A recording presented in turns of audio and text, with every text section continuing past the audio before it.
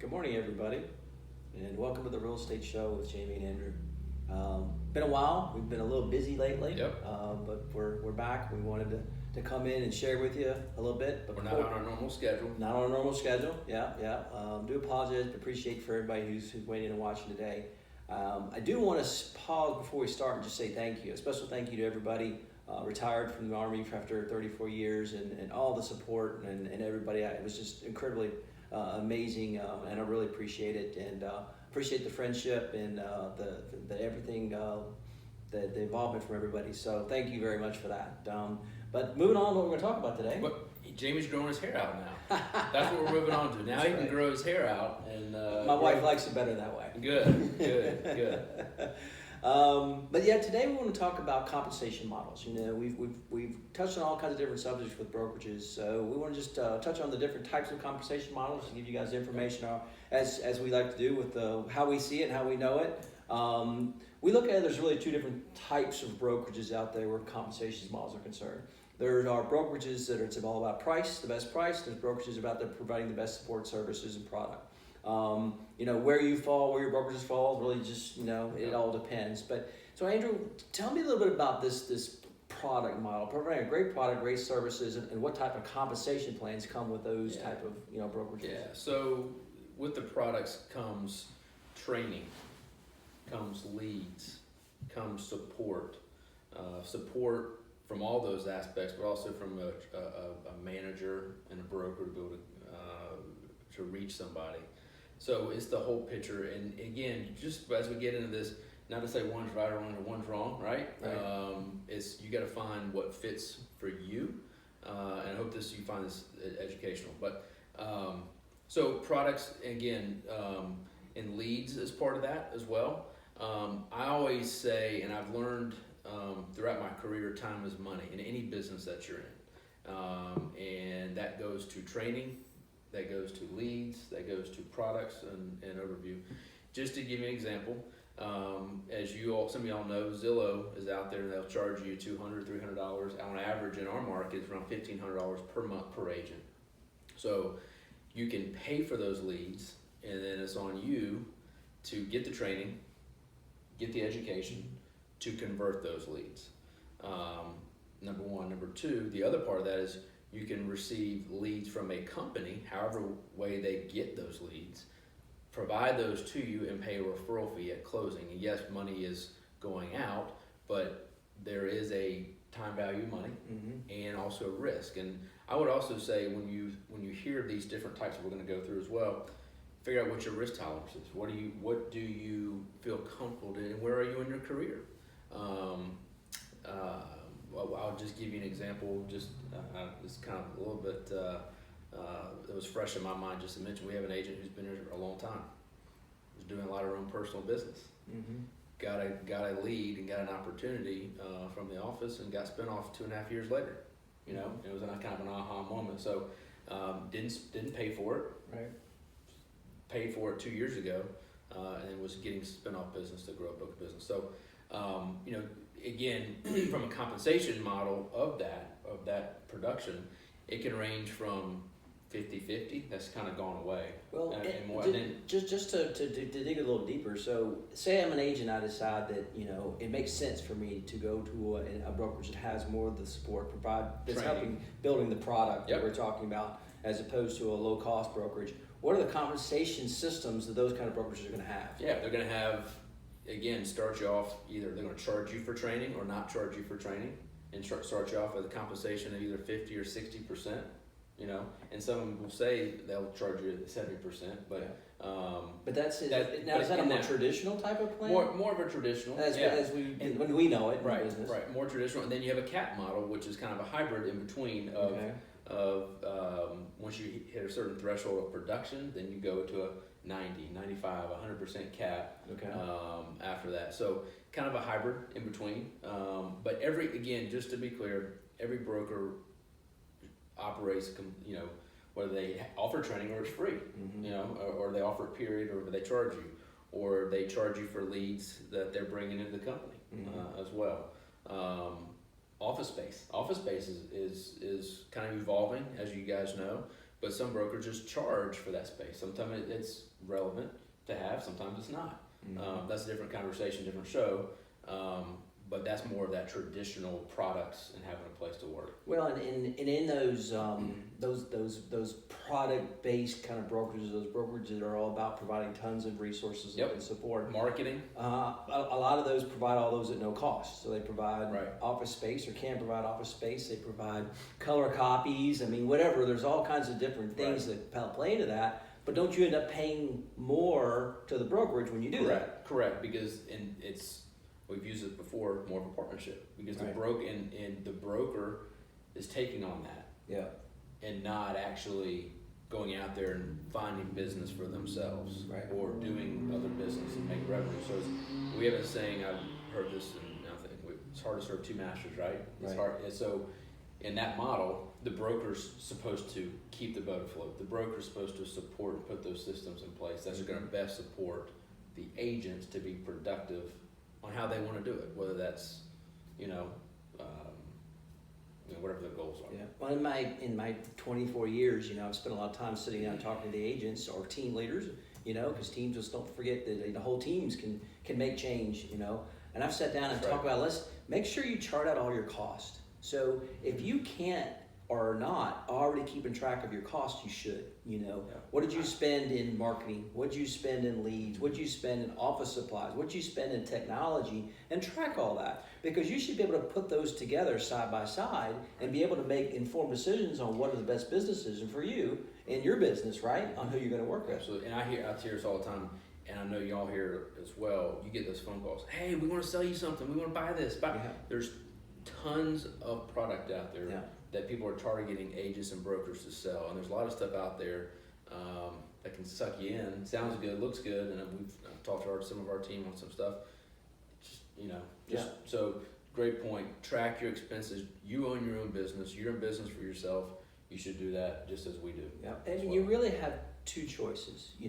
You can depend on your brokerage, and that's where we talk about that brokerage is the person that invests in you in the partnership, and spend your money there and let the brokerage do a lot of that, or you can go do it yourself, and then that's the other part of the if you're going to do it yourself, then there's the low cost brokerages, the brokerages that's all about the lowest amount of money you're going to pay, and there's really two options there, That's right. There's the pay monthly, or pay per transaction, pay, fee based, Or there's a very low cap, with everything else you pay for copies, you pay for office space, you pay for any kind of add-ons yourself, and CRM, CRM, and you have to work your way through that. There are some in between, but really, what we see, there's really there's two main options. You can have low cost, or you can have a little bit higher cost, but you get a lot more support out of it.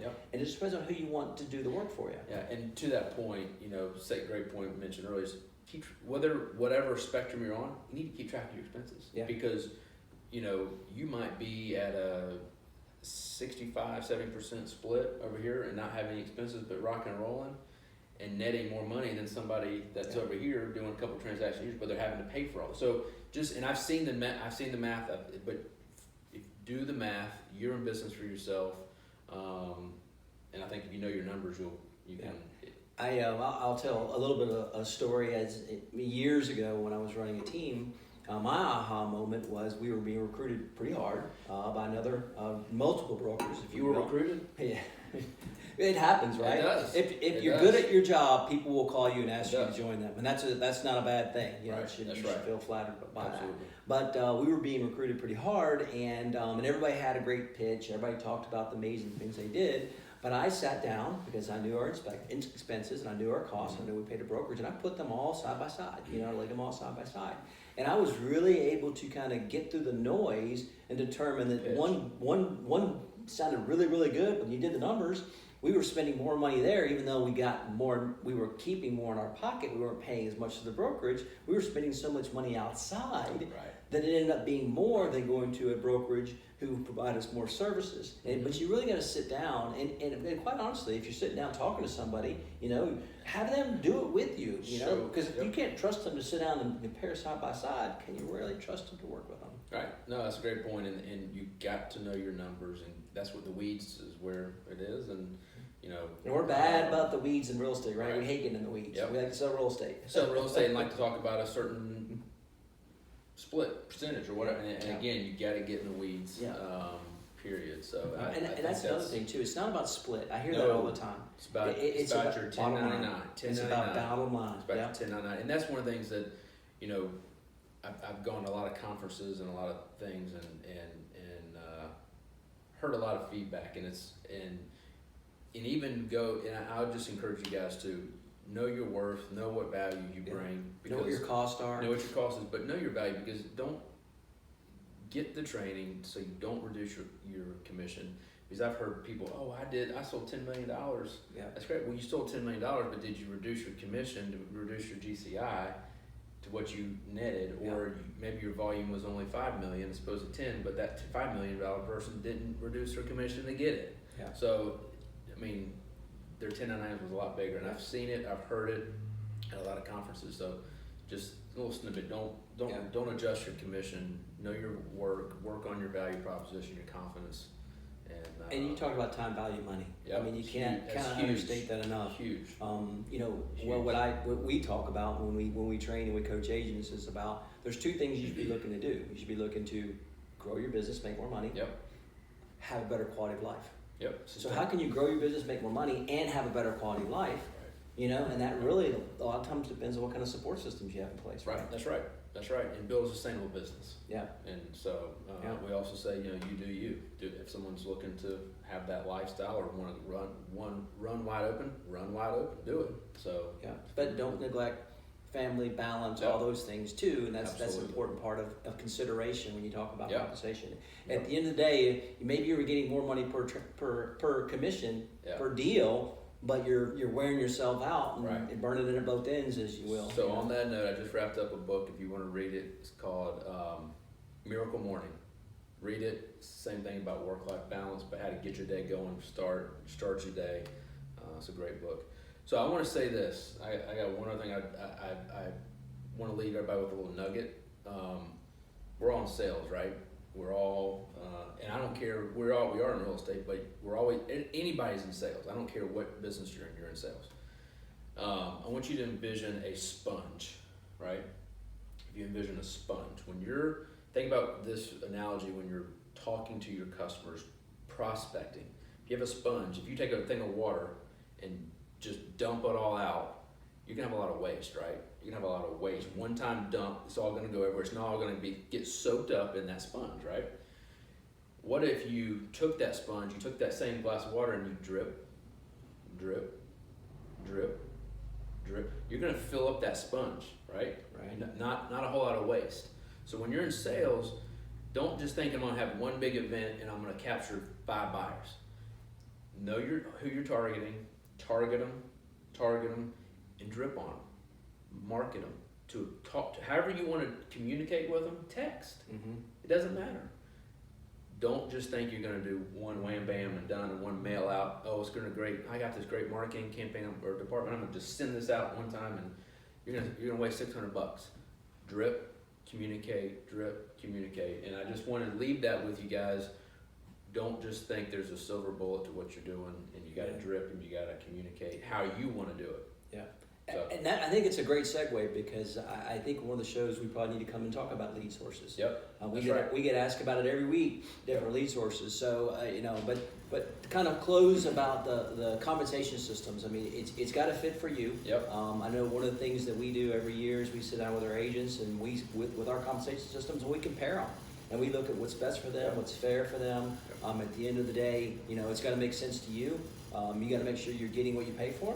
But then you got to make sure that who you're investing in and what you're investing in has got to make sense. And it works. Right, and it works. So that those, trusting your partners to help you, spend your money wisely. Yeah. No, and it was a good kind of tie-in. But again, going back to compensation, if you don't have sales, you don't make money. That's right. So you gotta. So I 70% of zero is zero, right? That's right. 100% of nothing's nothing. So it's but anyway, hope you guys enjoyed it. Y'all have a great weekend. Stay dry. I know it's been nasty outside, but y'all have a great weekend. Yep. See you soon. Take care.